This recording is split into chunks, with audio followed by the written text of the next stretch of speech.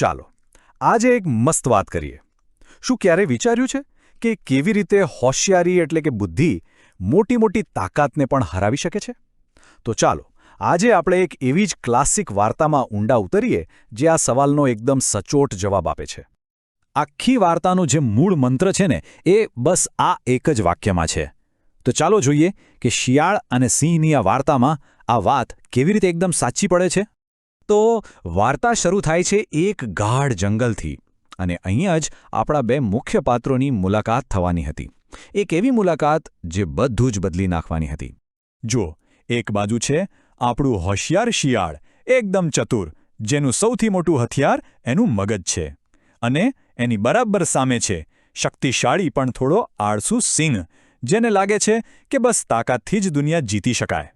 હવે સિંહનો પ્લાન જુઓ, એકદમ સિમ્પલ, કોઈ મહેનત નહીં, બસ તાકાતનો ઉપયોગ કરીને શિકાર કરવો. એને થયું કે હું આ ગુફામાં છુપાઈ જાઉં અને જે આવે એને મારો શિકાર બનાવી લઉં. એણે શિયાળના ઘરને જ પોતાની જાળ બનાવી દીધી. અને હવે વાર્તામાં આવે છે અસલી ટ્વિસ્ટ. સાંજ પડે છે, શિયાળ પોતાના ઘરે એટલે કે ગુફા તરફ પાછું ફરે છે, પણ ત્યાં પહોંચીને એને કંઈક એવું દેખાય છે જે એના મનમાં એક મોટી શંકા ઊભી કરી દે છે. જુઓ તો ખરા, શિયાળ પોતાની ગુફાના દરવાજે પહોંચ્યું પણ એ અંદર નથી જતું, ત્યાં જ ઊભું રહી જાય છે. કેમ? કારણ કે એની બાજ નજર જમીન પર પડેલા અમુક નિશાન જોઈ લે છે. બસ આ જ એ પોઈન્ટ છે જ્યાંથી બુદ્ધિનો ખરો ખેલ શરૂ થાય છે. શિયાળ તરત જ સમજી ગયું કે પગલાંના નિશાન અંદર જઈ તો રહ્યા છે, પણ કોઈ બહાર આવતું દેખાતું નથી. આ એક મોટો, બહુ મોટો પુરાવો હતો. તો હવે શું? શિયાળના મનમાં પણ આ જ સવાલ આવ્યો હશે ખરું ને, કે અંદર શું ચાલી રહ્યું છે? શું પેલો સિંહ હજી અંદર જ છે? અંદર જવાનું જોખમ લેવું કે નહીં? પરિસ્થિતિ ખરેખર ગંભીર હતી. પણ શિયાળ ડરીને ભાગી નથી જતું કે નથી કોઈ આંધળું સાહસ કરતું. ના, એ નક્કી કરે છે કે એ પોતાની બુદ્ધિનો ઉપયોગ કરશે, એના સૌથી મોટા હથિયારનો. જરા શિયાળની વિચારવાની રીત તો જુઓ, કેટલી સ્માર્ટ છે. એનો પ્લાન એકદમ ક્લિયર હતો. પહેલું, પાક્કું કરો કે સિંહ અંદર છે કે નહીં. બીજું, આ કામ એકદમ સેફ ડિસ્ટન્સથી એટલે કે દૂર રહીને કરવું. અને ત્રીજું, એના માટે એક હોશિયારીભરી ટ્રીક વિચારવી. અને પછી શિયાળ એકદમ જોરથી બોલવાનું શરૂ કરે છે, જાણે ગુફા સાથે વાત કરતું હોય. ઓ મારી વહાલી ગુફા, અરે ઓ ગુફા, આજે કેમ શાંત છે? રોજ તો હું આવું એટલે તું મને પ્રેમથી બોલાવે છે. જો આજે તું નહીં બોલે ને તો હું અહીંથી જતી રહીશ. હવે સીન કટ થાય છે. ગુફાની અંદર ત્યાં પેલો સિંહ શિકારની રાહ જોઈને બેઠો છે. એણે શિયાળની આ વાત સાંભળી.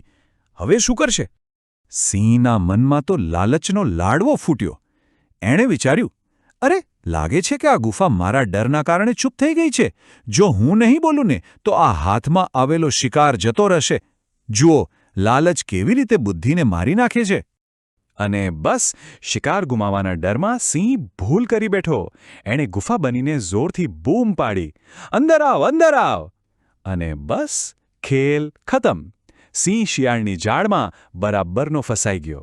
શિયાળને જે જવાબ જોઈતો હતો એ મળી ગયો.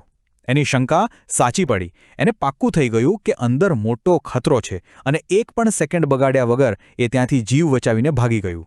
તો આખી વાર્તા પરથી આપણને શું શીખવા મળ્યું? તાકાત અને બુદ્ધિની આ લડાઈમાં આખરે જીત કોની થઈ? ચાલો આનો જે મુખ્ય સાર છે ને એને સમજીએ. ચલો બંનેને બાજુબાજુમાં મૂકીને જોઈએ. શિયાળે શું કર્યું? એણે બુદ્ધિ વાપરી, દૂરનું વિચાર્યું અને પોતાનો જીવ બચાવી લીધો. અને સિંહે શું કર્યું? એ ફક્ત પોતાની તાકાત પર ભરોસો રાખીને બેઠો, લાલચમાં આવી ગયો અને છેવટે ભૂખ્યો જ રહ્યો. અને આ છે આ વાર્તાનો સૌથી મોટો અને સૌથી દમદાર બોધપાઠ. જે કોઈ પણ વિચારીને ચેતીને ચાલે છે એને ક્યારેય પસ્તાવાનો વારો નથી આવતો. યાદ રાખજો, દૂરંદેશી અને બુદ્ધિથી મોટું કોઈ હથિયાર